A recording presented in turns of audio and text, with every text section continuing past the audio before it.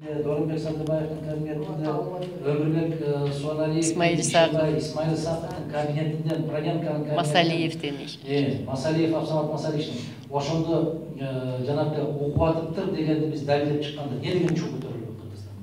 Не деген чуу көтөрүлүп? Исмаил Исаковтың кабинетінен шыққан.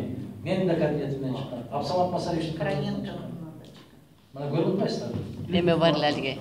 Алишер Абдумомунов чыгып, бейөкмөт уюмдарда массалык маалымат каражаттарда аябагандай чоң көтөргөнбүз.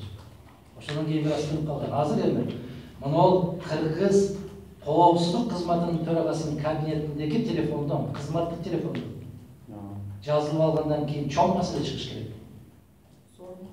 Чоң маселе чыгыш керек. Бул оңой маселе эмес.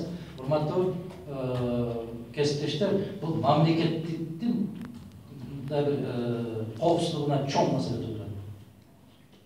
Өтө чоң, улуттук коопсуздукка чоң маселе туудурат.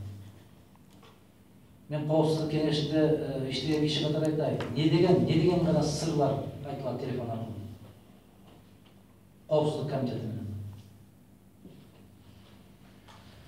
Легком для спецслужб Кыргызской Республики, тогда, когда прослушивается личный телефон. Личный служебный телефон председателя ГКР. Позор.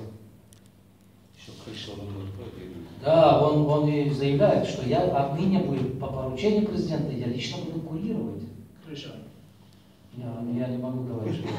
Но курировать, сами понимаете, что такое. И этот человек просит, чтобы они немедленно создали службу безопасности. Дорогие друзья, своего заместителя, своего заместителя предлагает начальникам службы охраны Джирю. Вооружать надо их, говорит. Это говорит о том, что мы как государство не состоялись.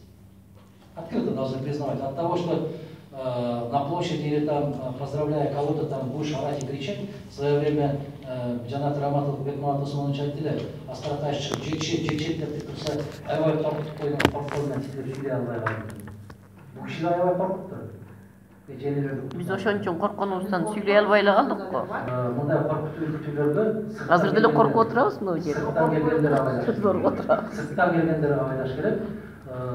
Ушундай маселелер менен Кыргызстанда кандай жагдайга чыгылыш керек. Мына эми Назарбаев акча берди, 10-жыл аябай оор абалда кептелдиңер, кыйын абалда кептелдиңер.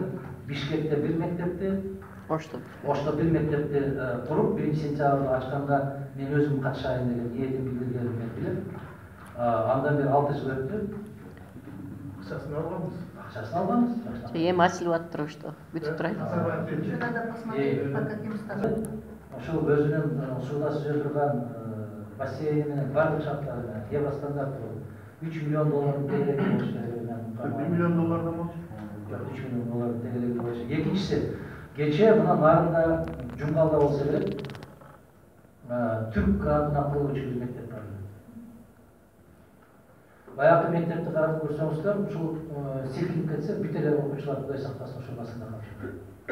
Ошол акча кечээки парламенттик шайлоого иштеп кетиптир деп айтылат. İşte kim işte?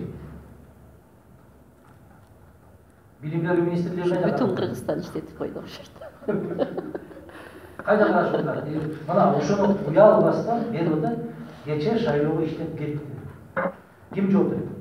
Uşundan keyin bizden dışkı, bölöktөштөр бұл Kırgızga жардам берейин деген ишенич алабы? Калыбысы алабы?